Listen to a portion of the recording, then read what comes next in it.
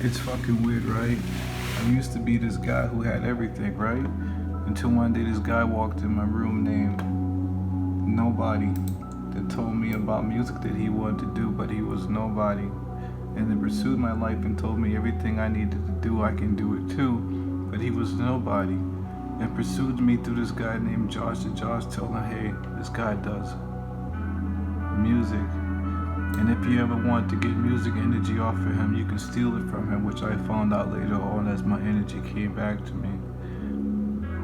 Prospectively speaking, this dude was Drake, who came to my room. Tall black dude with black hair and black mustache and a black coat on, the color white of skin. He looked like a fucking Jew at that time. I didn't know what a fucking Jew was because I was just recently from Charleston. I just moved in. I had big dreams in New York to be an actor, a singer, and a rapper, which I had my own studio that I laid way to.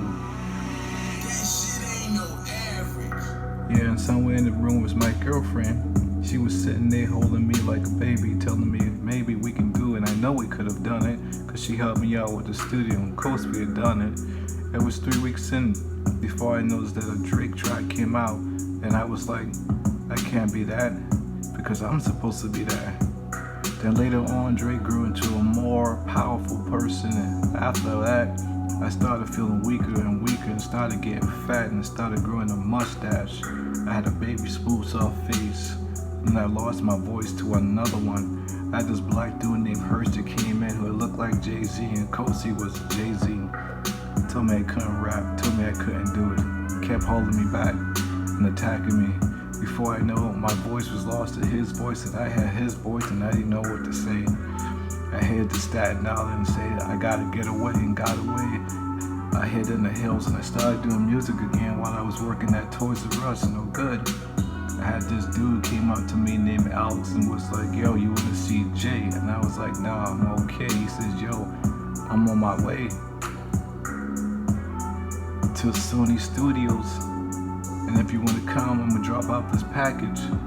I just wanted to get out the office, and I liked Sony Studios before I was a rapper, seeking a higher life and wanting to be the higher prophecy of my own proposition in life that I put myself in a position to be. I was poor. I had nothing. I came for nothing. I work hard every day just to make myself feel pitiful to live inside a house that I know was gonna be my house one day. I looked at my baby and said, yo, we got this.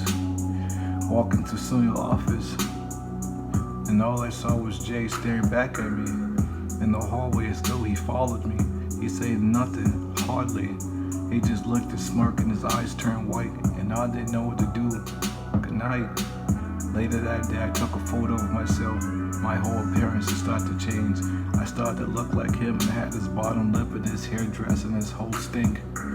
I was making music every day and I couldn't even get out the stink and the funk that I was in. It felt like someone was holding me back within, and I couldn't even tell you how that fucking shit could even happen like that. Drake got older and wiser and comment every time in his music he was the youngest. I was just 22 when I came out. I had a fucking studio for a room. Then Kanye West came out with all my hooks and all my Jason, all my looks and all my artwork, and launchpad me out of my own currency of saying congratulations, you're now gone.